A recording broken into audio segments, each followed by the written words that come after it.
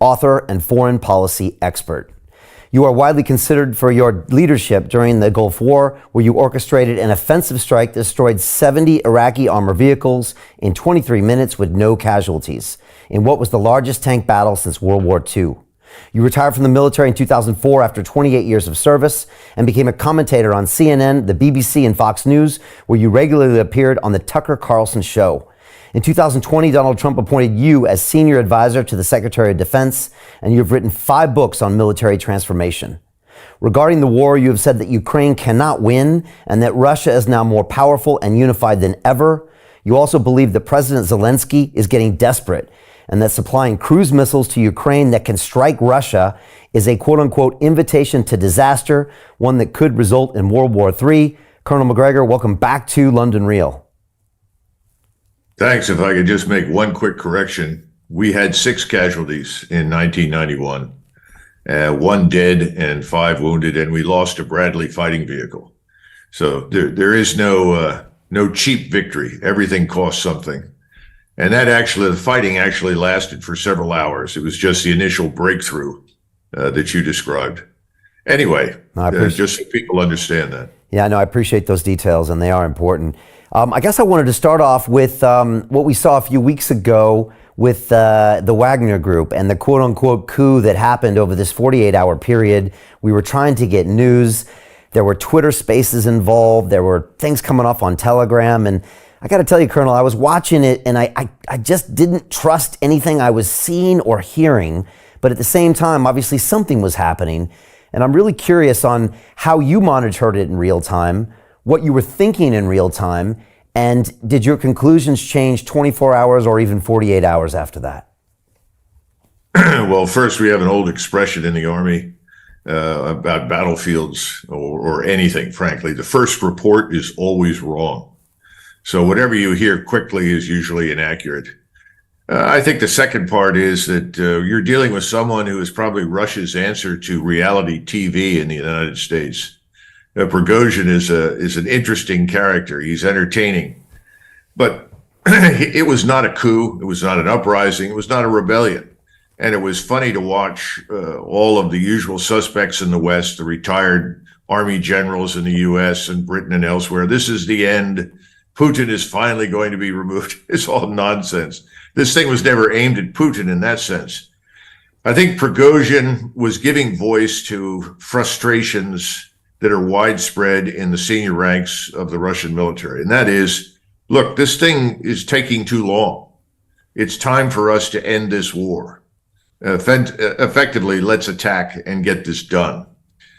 And that's not surprising. We felt that way in 1991. In fact, when we had information shortly before we attacked that there could be a peace negotiation again, we were all disgusted and said, look, we're here, we want to fight, let's get this over with. That's not unusual in any force that's been sitting for as long as the Russians have been sitting.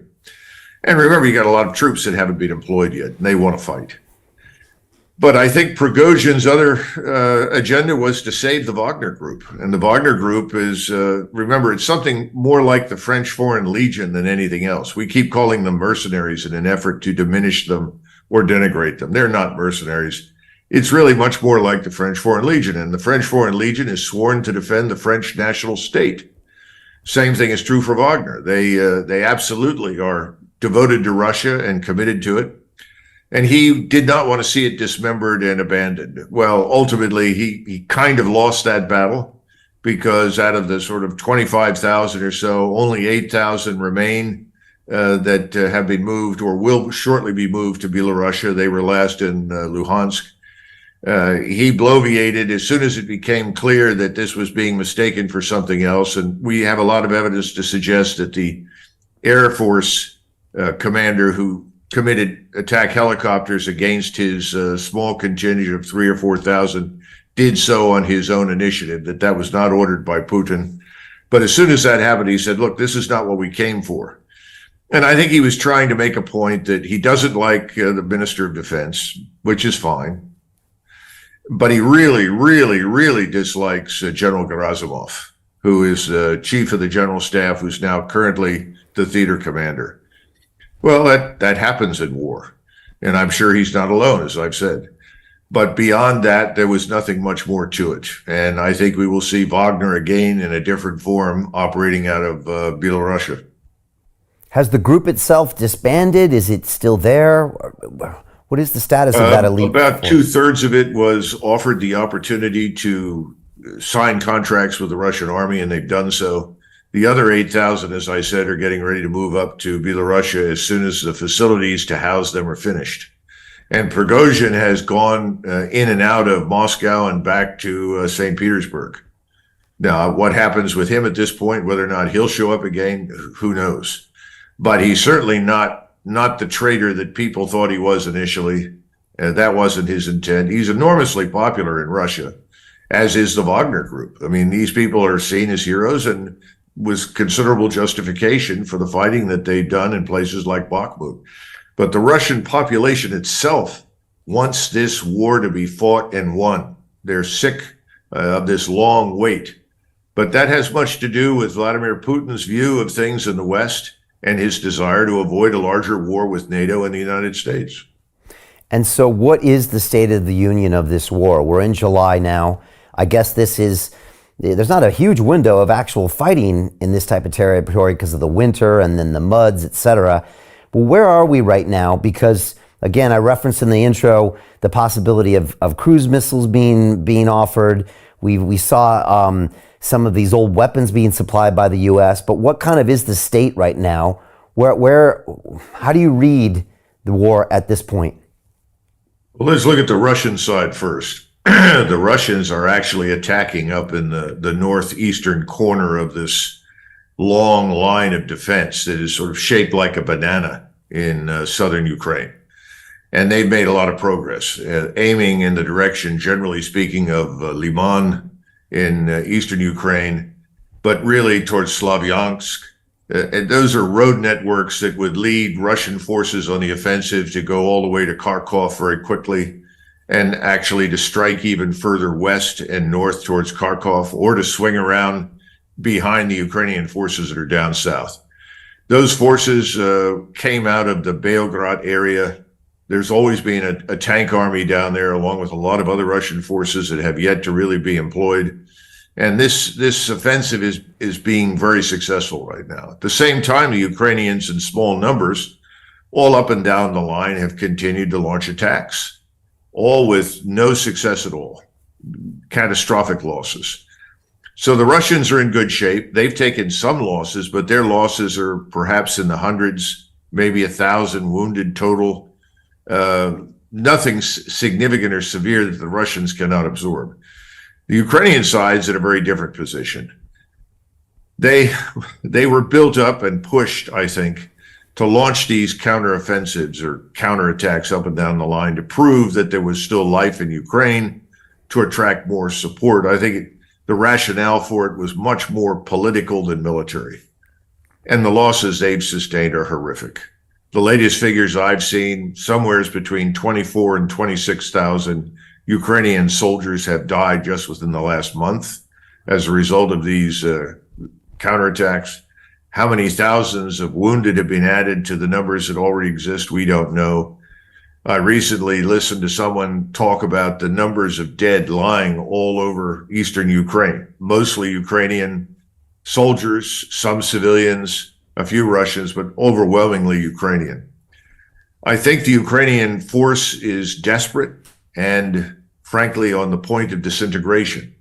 The morale over there is at an all-time low. I continue to hear these reports of there's low morale on the Russian side. I see no evidence for it. Can't find any. As I said before, the only thing that I see is this desire to attack, win, and get this over with. But the Ukrainians they've suffered terribly. And the Poles that are working in Ukrainian uniform as part of the Ukrainian army, along with a few other units, are the only ones left that are willing to attack. Everyone else has said this is preposterous. They do not have the ability to punch through the security zone, which ranges from 15 to 25 kilometers in front of the main defensive belts. They've never reached the main defensive belts. And this is not a surprise. From the very beginning, people thought that you could build an army for high-end conventional warfare on the fly. It can't be done. Armies take years to develop, to build. Their culture has to evolve. They have to have an officer corps that evolves into a professional force. They need institutions that support the training, the equipping, and the organization. None of these things were in place. Now throwing new pieces of equipment, whether they're obsolete or relatively modern. The Storm Shadow missiles, I think is what it's called from the British. Those are very effective, and some of them have penetrated, though others have been shot down. But on the other hand, we've just announced that we're purchasing Hawk anti-aircraft missiles from Taiwan and shipping them to Ukraine. Well, I guess the threat to Taiwan isn't nearly as great as we thought it was. So now we're taking equipment that we've already sold to the Taiwanese. They're selling it back to us, shipping it to Ukraine. It's not going to make any difference. It's obsolete anyway. The Russian air defenses are superb, is the best word that I can come up with. There is no such thing as perfect integrated air defenses. Something will always get through, but overwhelmingly, they managed to shoot down HIMARS and all sorts of missiles. This isn't going to change anything. And I think that's the frustration that we saw in Mr. Zelensky. He was furious, angry, distraught. He thought that he was going to be embraced, that we were going to extend the nuclear umbrella per se to him by making him part of NATO.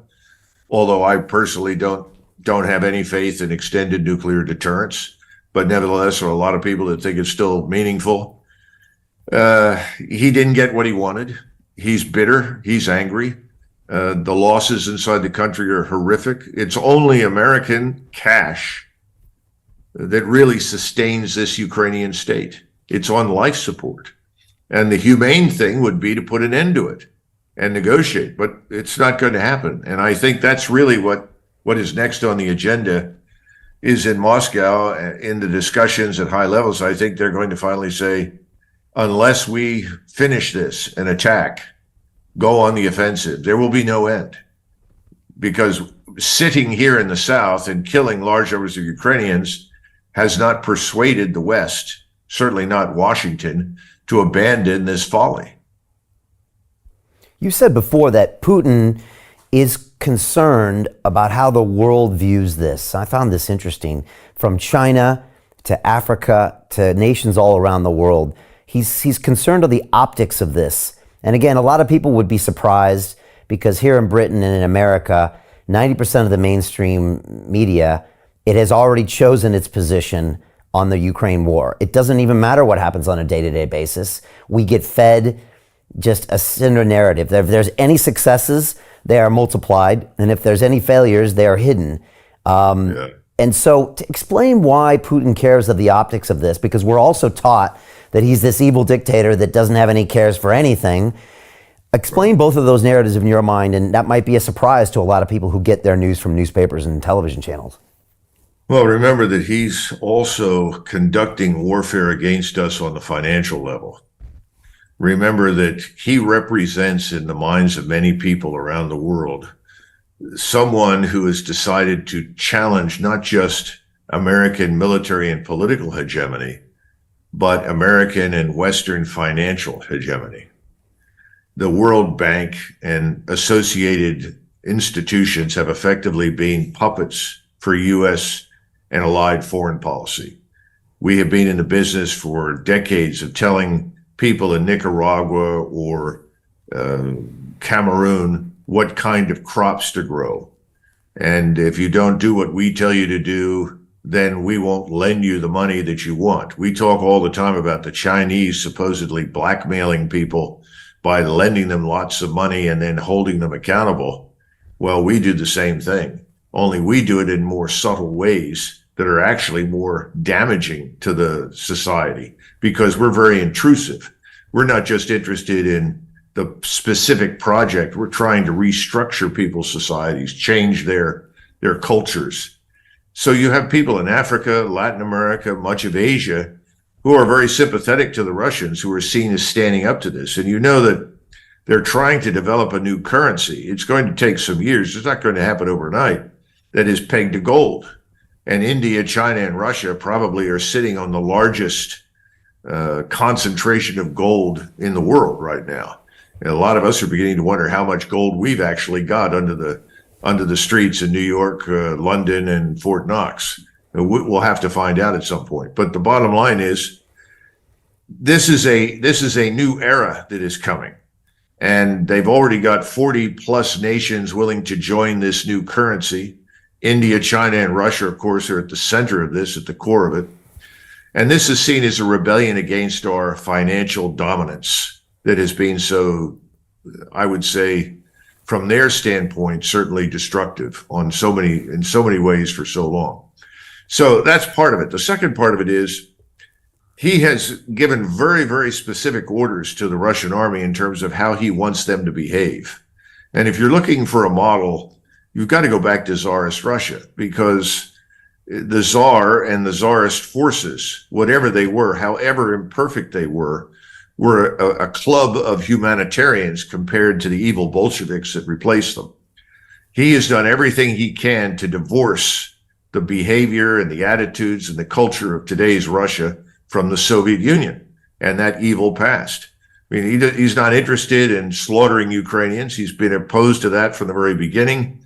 And he's always kept his eye on the ball in terms of, I want to live with everyone when this is over.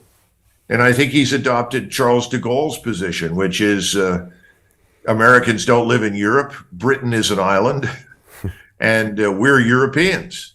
And I think his assumption is that London and New York City and Washington will eventually give up and go away. He wants to get along with everybody else. He doesn't really need us.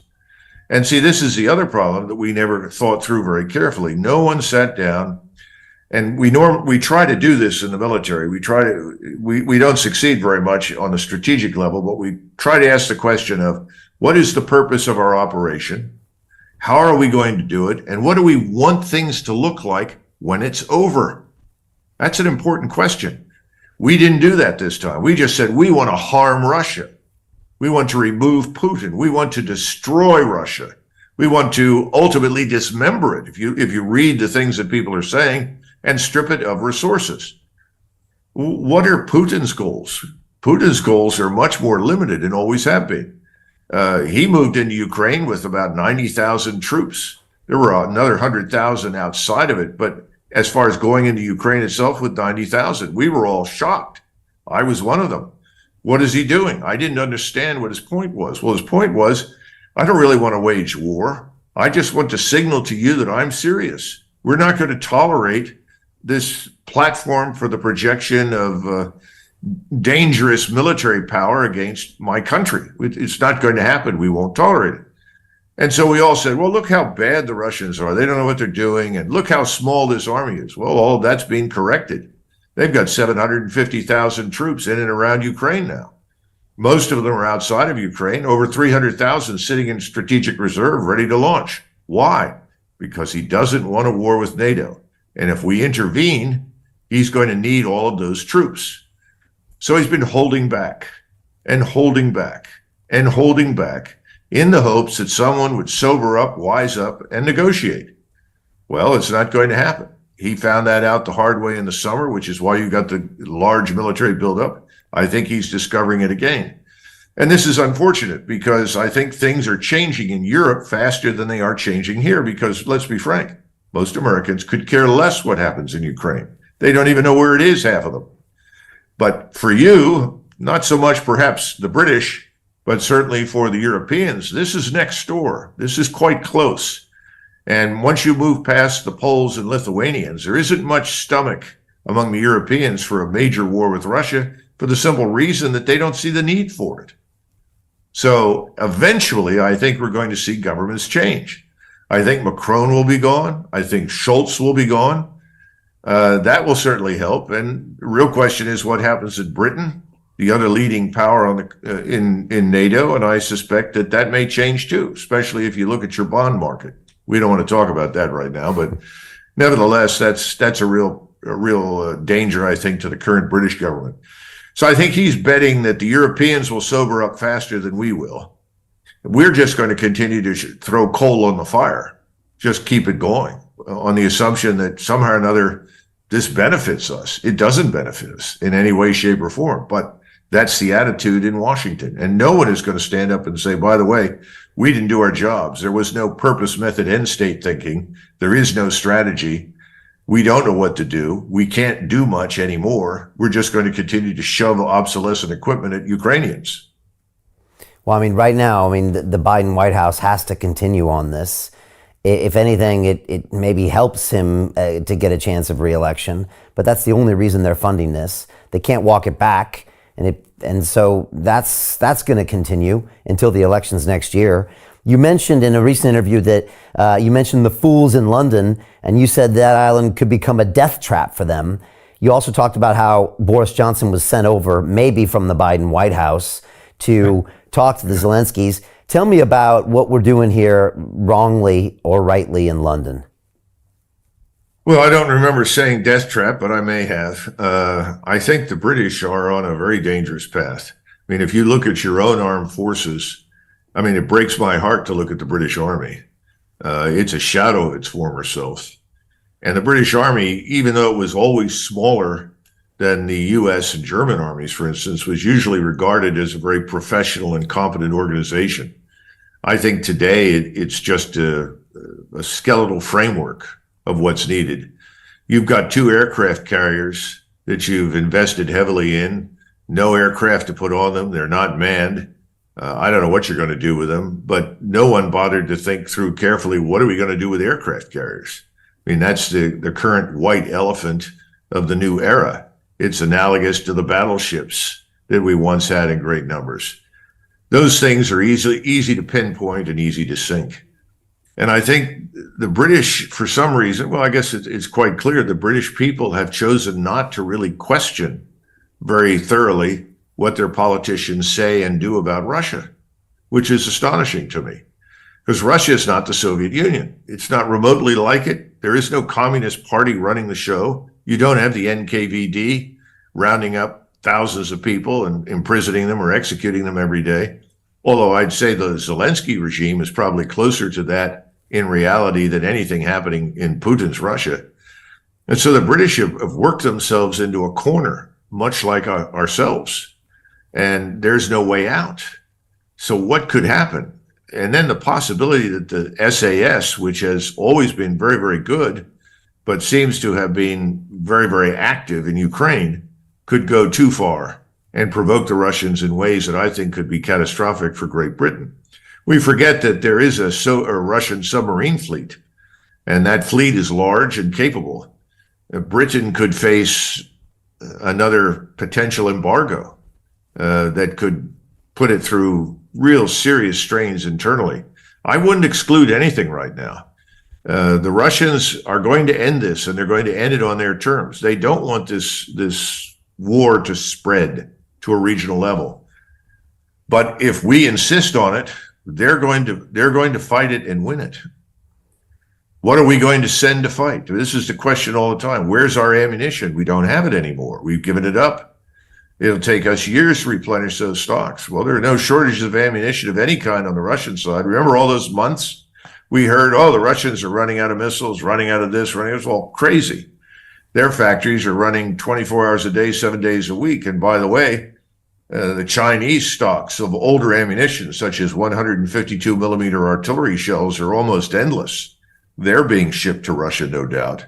Russians aren't going to run out of anything. And this is the other part that's important for not just Britain, but Europe and the United States to understand. China is firmly in the Russian camp. It's going to stand by Russia. And why wouldn't it? All we do is talk about our intention to destroy China. We talk about this mythological force that's about to invade Taiwan. It doesn't exist. Chinese aren't interested in a war with Taiwan. Chinese want to do business. They know what would happen if they tried to invade Taiwan. You'd have most of Asia walk away from them. They're not interested in that. We're the ones that keep provoking it. We keep sending our forces through the Taiwan Straits. What would we do if the Russian fleet or the Chinese fleet decided to sail through the Caribbean between Florida and Cuba? We'd go crazy. People in this country would be furious. They'd want the Air Force to sink everything in sight. You know, we have lost touch with reality in our own world. We don't understand that while we may be very powerful, we're not the only game in town. And I think the British have encouraged this, unfortunately. I think Boris Johnson was not just acting as a proxy for Washington with Kiev. I think he was doing more than that. I think he was actively pushing the notion that, first of all, Mr. Zelensky, we will give you everything. You will have all that you will need, all the cash and all the support. You're going to win this war. Russia can't stand up to us. I think he believed it. Yeah, he's also a politician, and I think he just saw where the winds were blowing, and he knew he could use it as leverage to keep him in office a little bit longer. Yeah, it probably was a lot of that.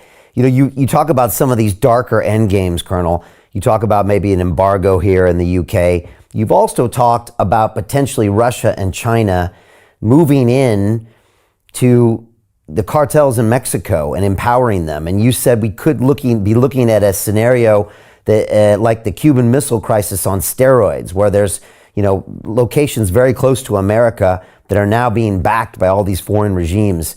Can you talk about what you mean by that and how that would happen?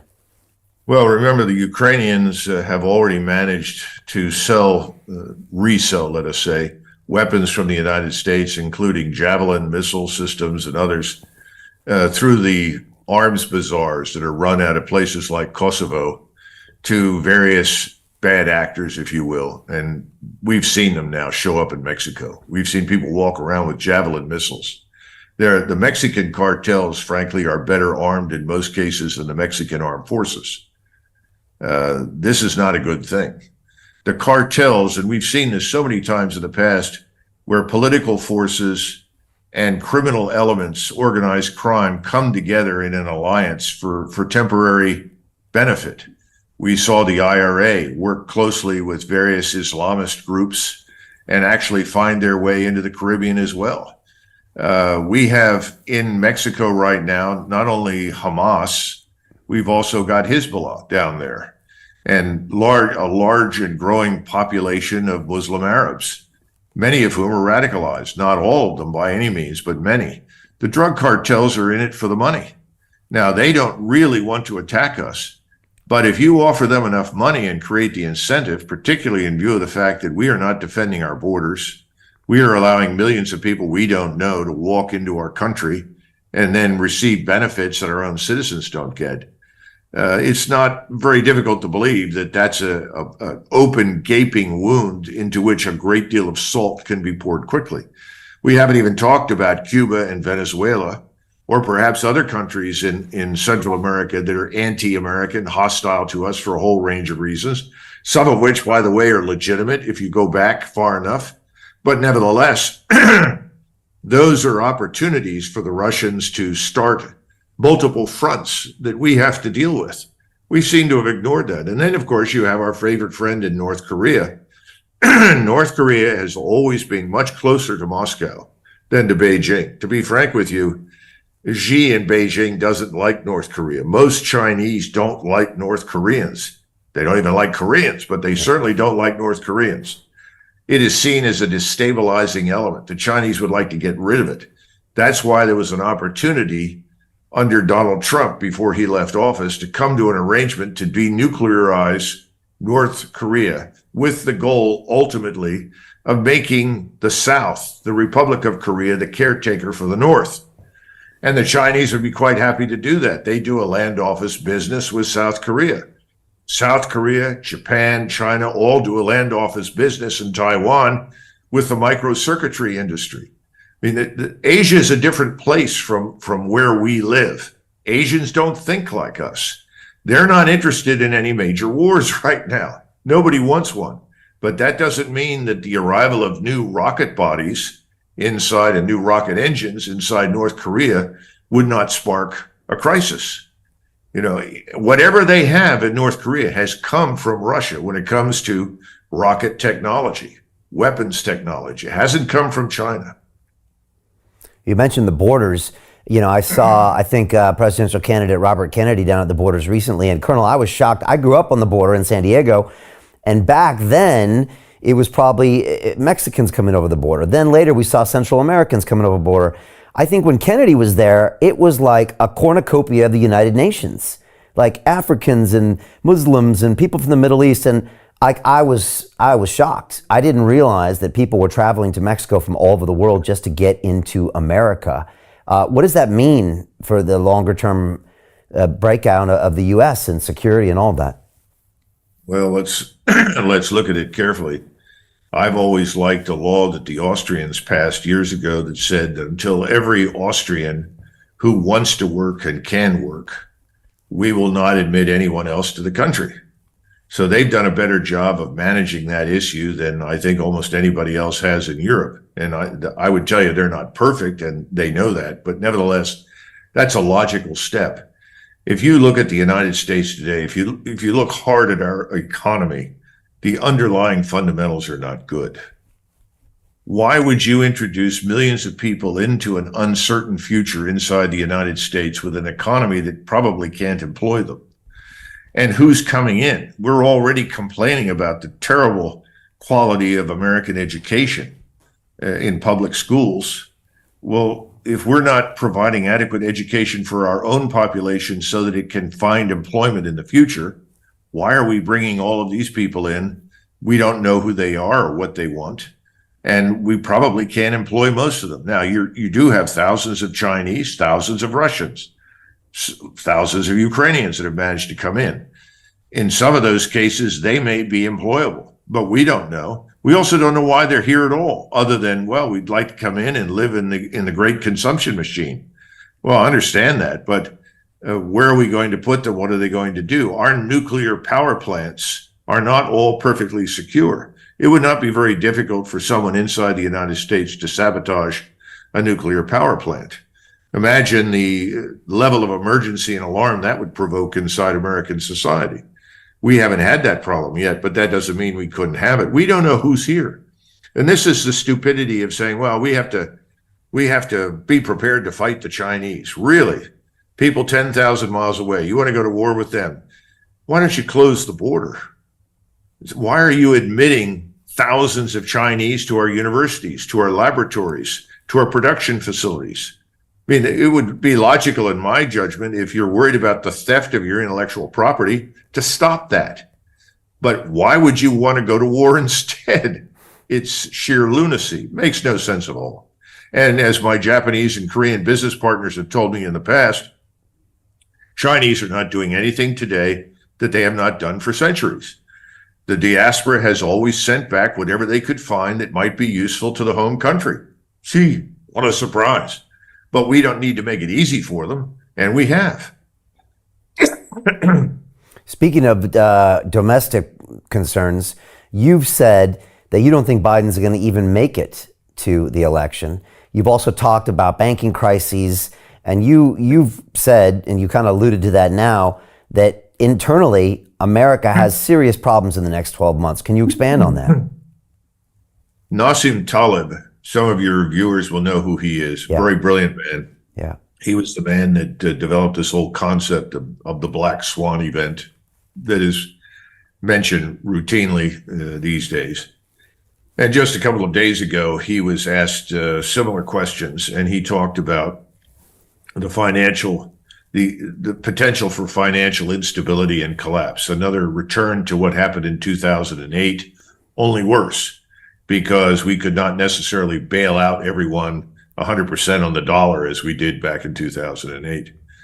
He talked about the fact that we've been using monetary policy to address serious structural problems. You know, if you've exported your manufacturing base and you've walked away from systematically exploiting and developing agriculture to the extent that we can, if you've abandoned the energy sector, and let it atrophy so that we've got a handful of refineries, whereas years ago we had several hundred, then you're setting yourself up for an inevitable failure. And somebody said, well, when is this all going to happen? When will it happen? He said, I don't know. They said, well, this could go on for 5 years or another 10 years before the end. He said, well, that seems unlikely. He said, I think it's in front of us. I think he's right. You know, he pointed out that if you look at the Federal Reserve in structural terms and in terms of what it has on its balance sheets, it looks a lot like the Silicon Valley Bank that just went out of existence. Now, the Federal Reserve moved quickly on that, and I'm glad they did. They forestalled a wider emergency, at least for the moment. But I think more of that is likely to come. And remember, all of our banks, small and large, and I think you've got this problem as well as many of our friends around the world and partners. We've sold a lot of people treasuries, which were always considered a good hedge, at very low interest rates. The interest rates are rising, and they're likely to continue to rise. People say, well, if it gets out of hand, the Fed can suppress it. But there's a growing chorus of people warning that may not be possible. So then suddenly you're paying in exorbitant prices to service your debt. I always point out that, the British left India in 1947 when their debt to GDP ratio was 240%. That was largely because we bankrupted Great Britain during World War II, because the British essentially sold everything in order to participate in this war against Nazi Germany that ultimately turned out to be a great victory for Soviet Russia, but not for Great Britain. Well, the point is that the British experienced this, and they took in the facts, and they made a prudent decision. We've got to get out. And they got out. Well, that's what you're going to see happen to us, I think, in the near term. That's why I kind of referred to this business of adding Sweden and Finland or anybody else to NATO as well. You're buying a ticket, or a berth, if you will, on the Titanic, and it's already struck an iceberg. And they don't seem to get it. But we can't fund it all. We can't afford it all. The Europeans can't either, or they won't in many cases. So everything is going to change. But somebody said the other day, nothing matters until it does. It's back to something goes on until it can't. I mean, that's where we are at the moment. We know that we're crossing this rickety old bridge and that the bridge is destined to collapse. But everybody says, well, listen, it's held up this long.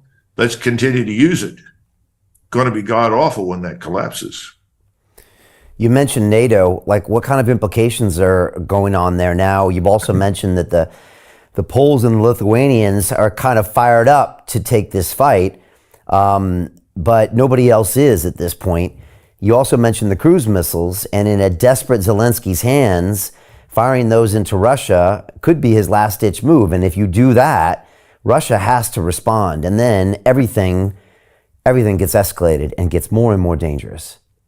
Well, first of all, the Russians will not use a nuclear weapon unless someone uses a nuclear weapon against them. Explain that, because you said that's a sign of weakness to use the nuclear weapon, and they're not in a weak position. Right. I mean, there's no reason for them to use a nuclear weapon. They have right now the advantage of overwhelming high-end conventional combat capability.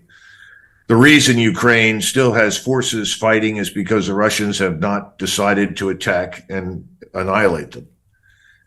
That's the thing that will likely happen if these cruise missiles that were promised to Zelensky fall into his hands.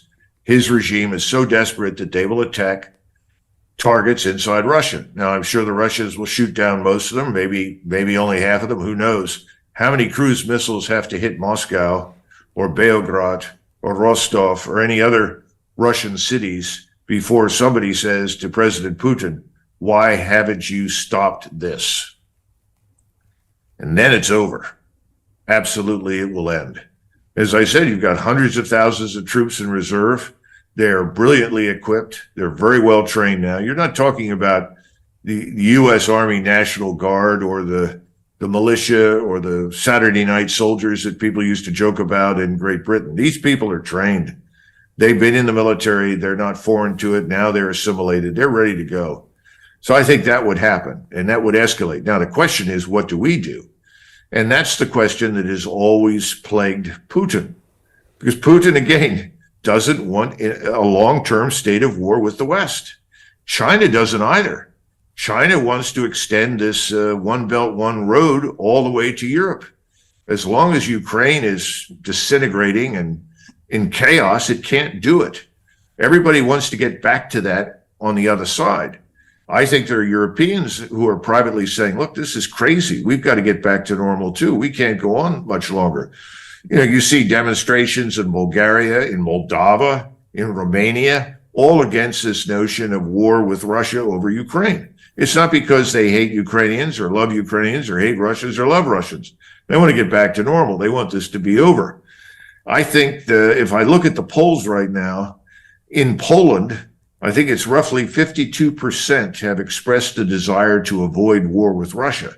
Now, I don't know where their government is because the government seems to be disconnected from that viewpoint.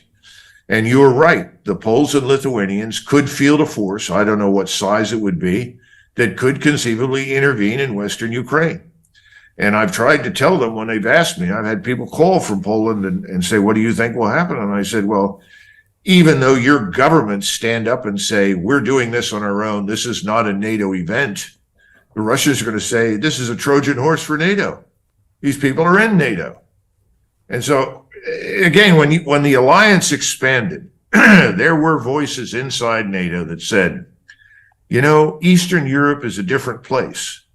There are people there with agendas because the outcome of the war did not suit them. I mean, Poland and Lithuania used to be great powers. They controlled vast